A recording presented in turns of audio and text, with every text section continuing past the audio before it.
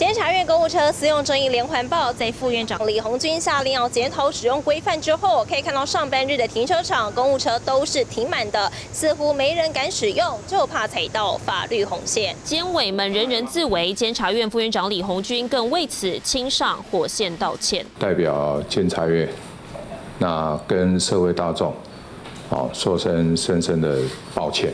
有问题的监委就移送纪律委员会，我们会再做整个的行政检讨。李鸿钧允诺全盘检讨，毕竟监委王荣章又被爆料搭公务车礼法，让争议再加一。蓝白则持续紧咬已经请辞获准的李俊毅。秘书长不来，也没有派别人过来也没有书面过来。那我们看到的是，其实这有一点在羞辱立法院。监察院半个人都不派来是什么意思？那监察委员现在是觉得他们自己是太上皇机关吗？